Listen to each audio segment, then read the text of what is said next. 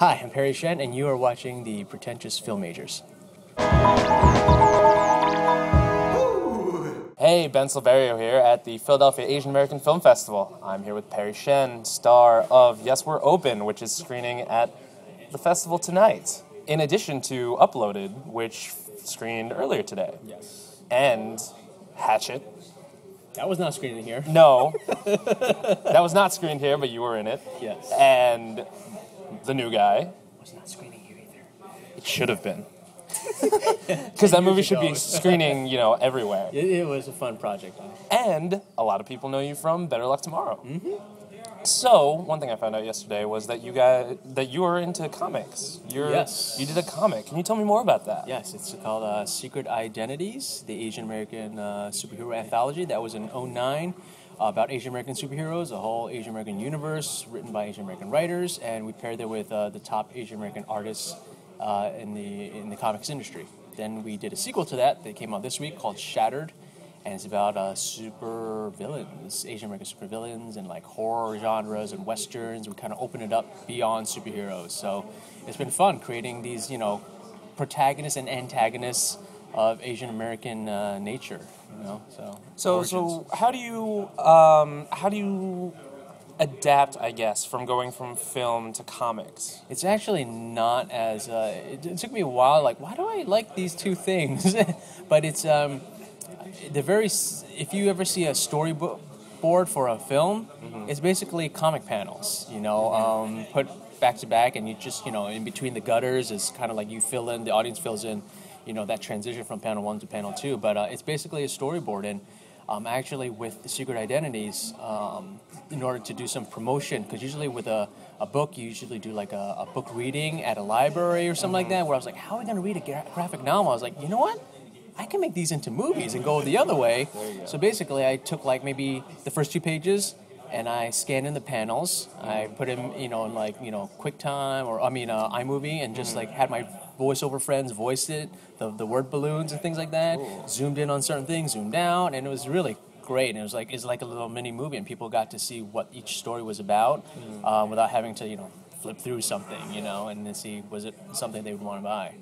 Cool. So moving back to your film career, you've done a whole lot of like comedy, but you've also done like more serious stuff.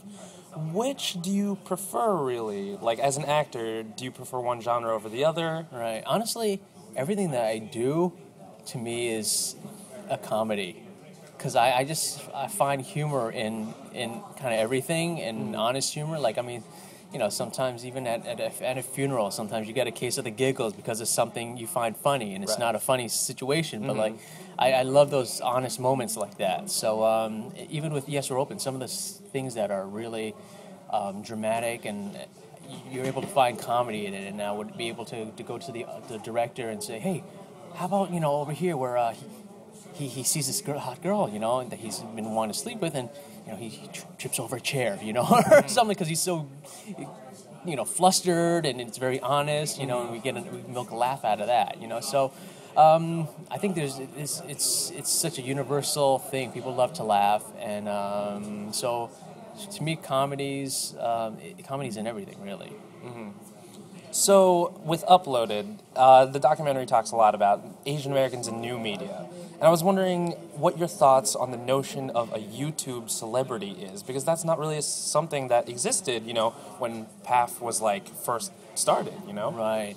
It's great that these YouTube celebrities, have an ownership of something that they make their own. They don't really have to answer to anyone besides their audience, the content, that they attract, that they come visit them, week after week, and they just have to stay honest and true to them, and no, there's no networks or other executives or other cooks in the kitchen, that will screw things up, as a sitcom would, in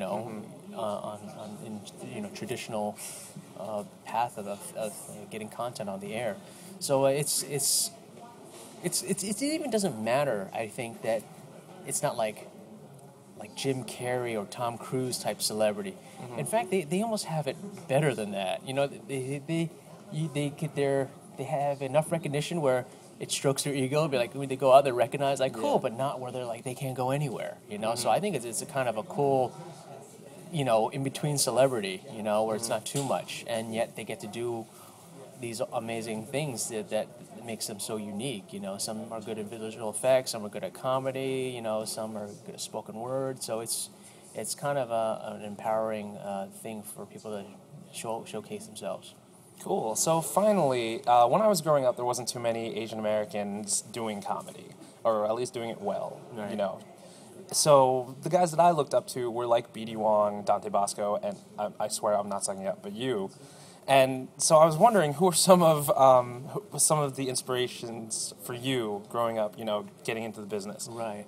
Honestly, the first thing comes to mind is John Ritter.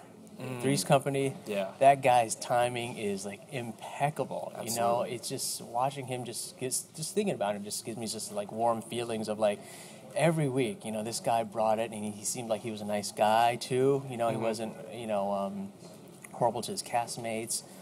Really worked on an ensemble well. So for me, I learned a lot of my comedic instincts from watching him. You know, like I remember one point I realized that I wasn't watching something just for enjoyment. Like I was really like studying like the beats of a joke. You know, I wasn't formally trained as an actor when I was a kid. Yeah.